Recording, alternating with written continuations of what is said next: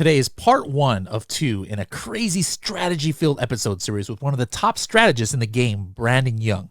Today's episode, we're going to be going over things like his unique relevancy strategy for the Amazon algorithm and much more. How cool is that? Pretty cool, I think.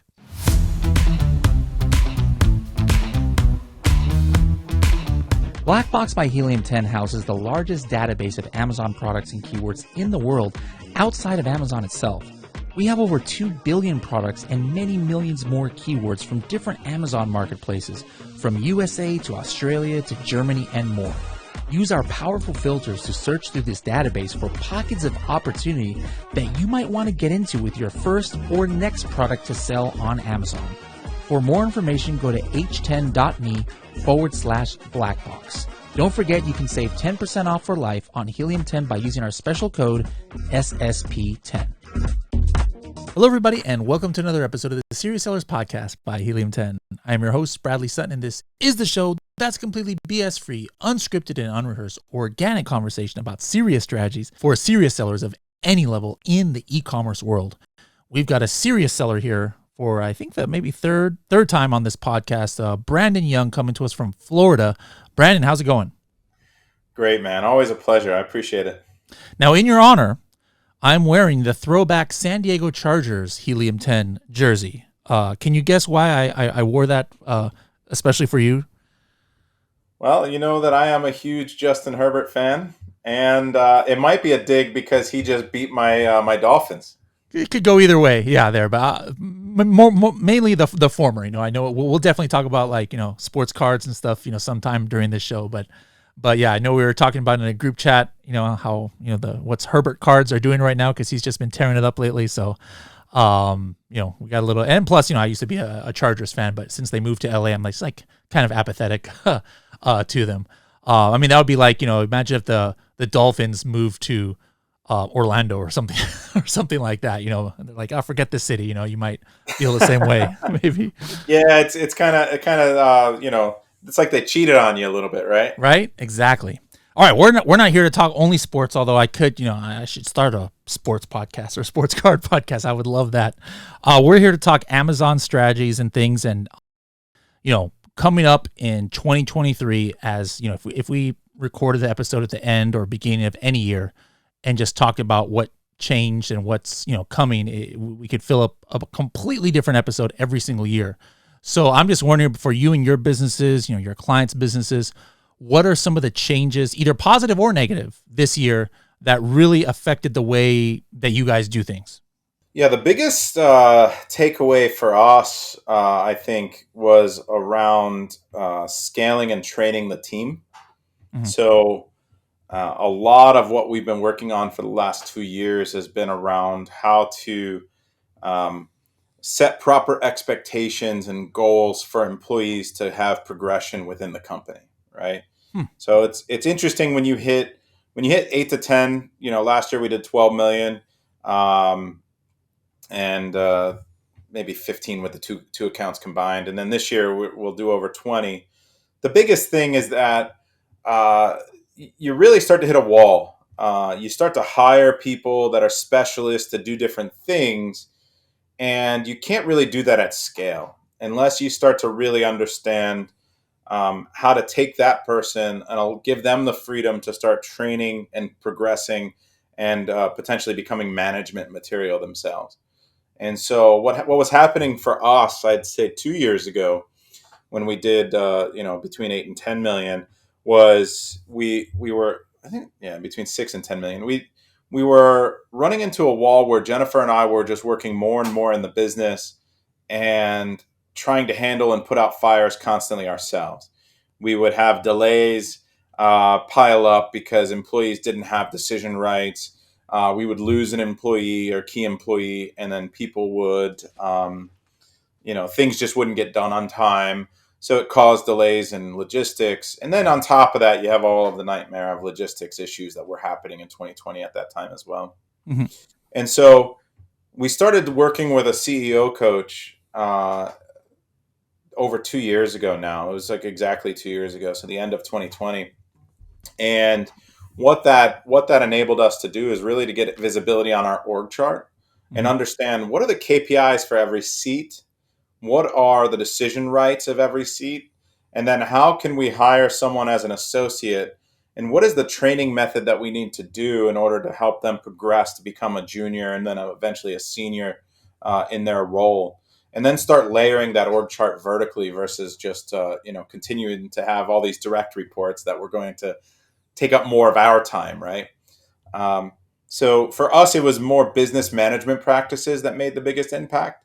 Outside of that, for what impacted everybody, I think was supply chain becoming much more accessible, faster. Costs came way Yeah. Yeah. down, and if you had paid attention and really put a lot of effort into content, images, and A/B testing, you were definitely rewarded. Um, the last thing I'll say, there's a third thing. The last thing I would say is that um, there was a fork in the road for a lot of people at the beginning of this year to take that had to do with margin compression.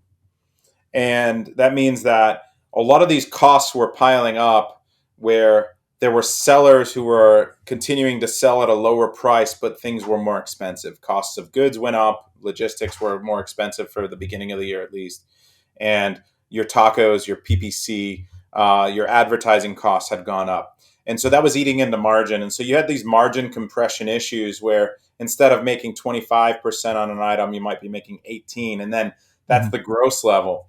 And then at the net, once you pay all your employees and all of your costs, you may have ended up in single digit margins.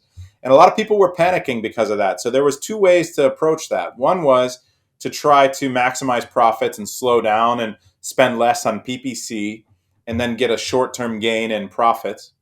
And then the other way was to keep your foot on the gas and to try to continue to maintain or grow your market share from that. And I think that the people that kept their foot on the gas were rewarded in Q4 as costs came down and as margins went back up because you maintained market share, you deterred competitors from entering the space, and ultimately, it's better for the health of your business to have a higher top line and then reap the rewards during big seasons like Q4. Whereas, like the other people had a downward spiral of products that slowly died, and so I think it's very important that you keep that in mind. Okay, good. Going back to that first thing you talked about scaling a team. So, there's no magic number for everybody, but for you guys, what is your sweet spot right now at your level of how many employees are working on your Amazon businesses? I think that the it's a really interesting concept that holds pretty true, which is you should be doing around 800,000 to $1 million in revenue per employee you have. That's kind of what I've seen to be true at from 1 million all the way through to 30 million and up. Is that as you grow, maybe that number comes down per employee because you layer in people that don't have a direct ROI impact into revenue, but they're there for to make the business run better. So you have those middle managers and everything, but for the most part, your staff will grow with your revenue at around that rate. Okay. Now, do you have people who are just, manage the A to Z of a brand, or do you have different departments where like, hey, this department, regardless of the brand, you guys are specialists on PPC, you guys are only doing sourcing, you guys are only doing, customer service, you guys are only doing keyword research, or how do you structure a team that size and, doing multiple brands like you have? Yeah, so we used to believe that maybe there was an opportunity to have specialists that did, to break down the product life cycle. So, you would have PPC specialists, but what we've settled on after a lot of trial and error has been that the brand manager should also be doing the PPC. And this is different than a lot of organizations set it up. But our thing is that the PPC specialist needs to know what's happening, not just with the product, but also with the competitors in the space. And they need to understand what impacts PPC performance beyond just looking at the performance reports. Mm-hmm. And so that's where you start to graduate to a brand manager anyway. That's where you're analyzing competition, you're understanding what levers to pull with regards to deals, You're looking at the content and determining whether it should be worked on. You're direct, so we do have departments as far as product development, Mhm. content, and logistics, but PPC and the actual brand management are one person for the most part, simply because if you isolate a PPC person or a specialist and they don't have the ability or the know-how or the visibility on what's happening with those external factors, um, you're going to run into a problem where they're too pillared and they're not effective in their job. They're going to make PPC decisions based on something that could be out of the control of the product at that time. It could be low inventory. It could be a competitor running a lightning deal. It could be the content not being optimized. And so you need a PPC specialist that's truly a brand specialist. What about the breakdown as far as, do you have any stateside full-time employees, or is it a mix, half stateside, half overseas, or what's your makeup of where your employees work from? So we have a writer who's in the States for cleaning up the English, and then we have a designer that specializes in packaging design and marketing who's in the States, but the rest of our team is overseas. And for the most part, those two are taking the lead from that team in China. So we do the keyword research, we do the product development, we do the logistics, we do the ordering, we do the brand management, we do the PPC all overseas.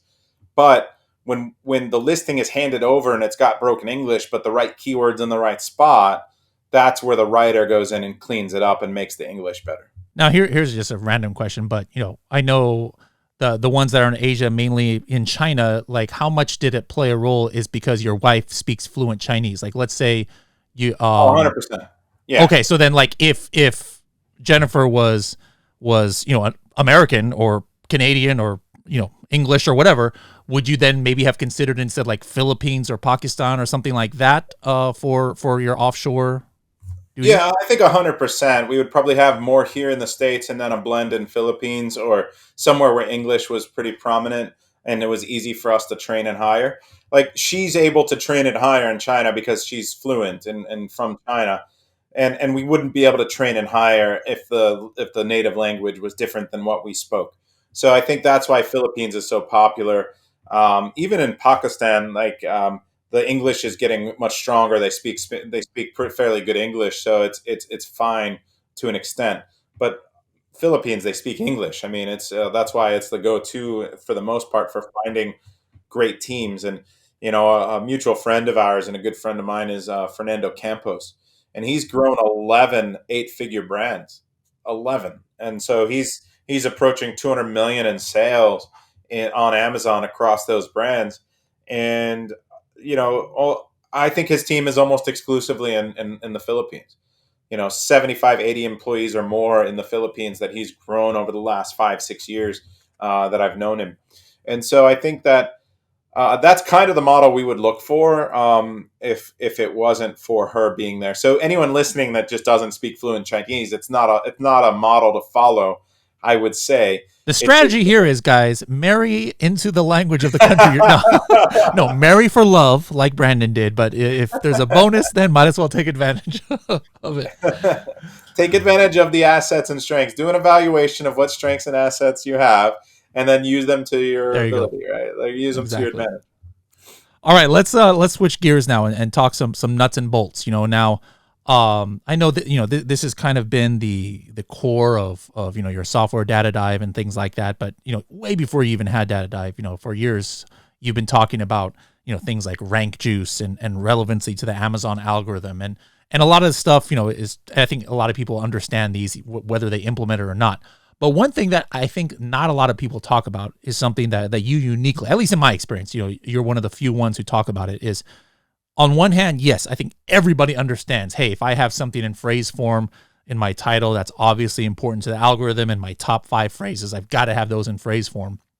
But then you take it a step farther where your internal kind of calculation as far as rank juice and relevancy goes doesn't just take things in phrase form, but you have something that you call like broad, where you calculate, how relevant something is, even if you have bits of the keyword. So, that's just a complete rough, terrible explanation of it. But maybe you can, articulate a little bit better the thought process and the logic behind that kind of relevancy strategy.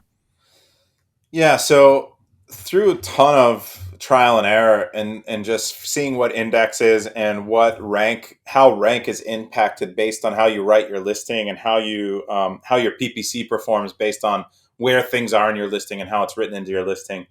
Um, and then talking to very smart people much smarter than I am, we were able to determine how Amazon's algorithm pretty much works, right? We were able to kind of solve this massive formula.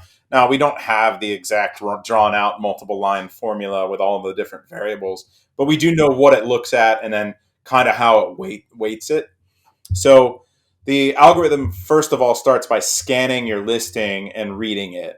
And then it reads it in an order that it weighs heavier or lighter depending on where it finds different words and phrases. And so the title being the heaviest weight, and then all the way down through bullets, description, and then it reads your back end as well. And it kind of puts those in a weighted order. And then in addition to that, the algorithm wants to know what you're selling, and you have to understand that in the English language there's only a set number of words. So if they were looking at any given 3 or 4 sentences and then picking words out and trying to mash them together to find out what you're selling, they might find all sorts of irrelevant stuff that they can make out of those words, right? And so the way it works is that it weighs words that are together heavier than it does words that are apart. And then even more, the next step would be that it weighs words that are in order or phrases that are in order more than it weighs them that are out of order. So broad match would be, words that are not in the same order but together, or not even together, but not in the same order or not together. So it would be like dog bed would be bed dog, right? And even more so, it could be dog, um, you know, green bed. That would be a broad match to dog bed. And then you have the phrase match, which is the same words in order, but the longer tail keyword, there's more words that are also with that phrase. So it'd be green dog bed or big dog bed or dog bed for large dogs, right? Would be a phrase match to dog bed. Now, we understand that the reason that it has to do this and it gives a lot of credit is because when you have an action happen, each action also gives you a different amount of credit depending on the action type. So maybe a click is an action. Browsing your reviews is actually an action. Most people don't know that. An add to cart is a very powerful action. We've known that for years, and that was used to help rank in the past when it was allowed. And a conversion, a purchase, is actually the most powerful, right? Like testament to something being relevant. So each of those actions have to give credit to thousands and thousands of keywords because Amazon cannot wait for an action to happen on every single keyword to rank that keyword. So what they do is every single time there's an action, they're giving a little bit of credit to thousands of keywords for ranking and for relevancy. And so what ends up happening is you have a performance metric of all those actions, Mm-hmm. and then you have a multiplier times the match type for and the location in your listing, which is a relevancy multiplier.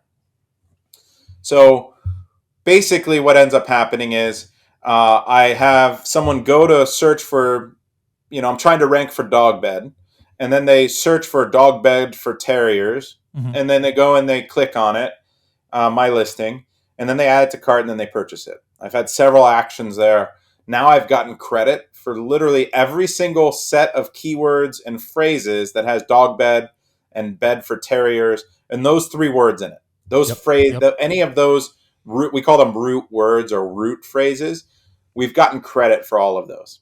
And so the thesis behind our research and the way that we optimize and the way that we try to maximize the rank and the reach of our listings and the traffic for our listings is that we write our listings in a way that that optimizes the search volume and making sure we're covering all the root words that are in the typical ways people search to find. So it's a long, convoluted way of Yeah. saying yes. Match type matters because Amazon gives you more credit if it's an exact match, or and then a phrase match gives you a little bit less credit, like 50%, and then a little bit less credit if it's a broad match, and then there's plurals mixed into there too. So instead of dog bed, it's dog beds, and that's less than an exact match, but more than a phrase match, right? So there's all these ways that Amazon's looking to give you credit across all these words, and you have to kind of know them in order to really write your listing in an optimized ways to maximize your rank potential, in on Amazon. And if you can just, help people understand the power of this. I know you've had different people where you take a look at their listing and then they don't have, enough phrase form. They don't have enough exact, and you look at their competitors and they're crushing it, where just small tweaks has resulted in ridiculous amounts of revenue for them. Like, you don't have to give the exact product away, or if there is one, go ahead. But can you give an example just to illustrate how powerful understanding this strategy is? Yeah, I'll explain why, right? That relevancy multiplier matters a lot, right? So if Amazon's not sure you're selling something, and it could be what you're selling, and they're unsure, though the algorithm's unsure, they're going to cap your rank ability at a certain level, and usually that level's in that 25 to 40 range. So you'll see this when you see bestsellers who are in the top 5 for every keyword except for a few that they're 25 or 35, right? And the reason being is because you'll notice that there's a pattern between those same words. There might be the example that I've used recently that was very interesting is that OXO, huge kitchen brand, multi-billion-dollar brand, and then they've got a garlic press, and everyone loves the garlic press as an example. But did you know that garlic press is only one way to call and look for a garlic press? Like, a lot of people call it a garlic mincer. And so mincer being the second most popular way people are looking for and searching, mincer is a completely different root word. And if you look at OXO's title and their listing, they don't use the word mincer anywhere. What they do is they say it's good for mincing, crush, mince, or whatever your garlic, right? And so if they simply took, now mince is in there, but mince is a different word than mincer. Mince is a verb, and mincer is an adjective, right, or a noun. So Amazon's algorithm's like, it could be, but it might not be. So I'm going to block it. And so the reality is, they're probably running PPC on garlic mincer, and they're probably accumulating credit when people do stumble down to it in position 30 or 25 or wherever they're at. But Amazon's blocking it. So they've got credit in the bank of that keyword, is the way I like to think about it. I like to think of your product as a bank and every keyword being a bank account. And it's sitting there, but they're not cashing it in. They haven't unlocked the relevancy enough to maximize their ranking juice in order to cash it in. And so all they would have to do is write garlic mincer into the title, and they would probably immediately rank in the top 5 for garlic mincer and all garlic mincer related keywords. That's the type of example that we've seen many times over with people who follow this type of practice, because they haven't done the keyword research and found all of these root words, secondary ways people are calling a product that they're not familiar with. And another example would be a toiletry bag. Someone asked this the other day on LinkedIn, and it was very funny because I use this example. Some people call it a toiletry bag. Some people call it a DOP kit. Some people call it a bathroom bag. Some people call it a travel bag. What was that second one? DOP kit. DOPP. Spell that? DOPP. I have never heard of that before. Exactly. So the point would be that if you wanted to sell this on Amazon and you did a research for toiletry bags, and you went on Alibaba or 1688 and you sourced toiletry bags, and you wrote your listing for toiletry bags, and even if you added bathroom bag and all these other things and everything, and you just left DOPKit out, you would just miss out on a really important root word that has tens of thousands of searches a month as an aggregate. So the point is doing that initial keyword research and making sure you're finding and identifying all those initial root words or ways that people are searching so that you can build them into your listing and establish the relevancy so that Amazon will rank you for it. Cool. All right. Again, one more thing. I'm actually going to be doing almost with every guest going forward. For me, 2023 is one of the sub themes I want to talk about in podcasts is for entrepreneurs is mental health and physical health. Obviously what happened to me this year was kind of an eye-opening thing at my age. And so like what I'm going to start doing to, for guests is I just want to know about your, on the mental health side. For me, like it's important to have hobbies. So like one thing I start doing on the podcast now, like my little opening always has me a clip of me like in one of my travels, because travel is my hobby, and so that's how I bring that here. And everybody has different hobbies. But then on the physical fitness side, like I bought one of those under desk treadmills. Now I'm trying to use that like 1 hour a day, to start getting back into health. But first of all, on the hobby side, what is your non, like e-commerce hobby that you do to kind of like escape from your day to day?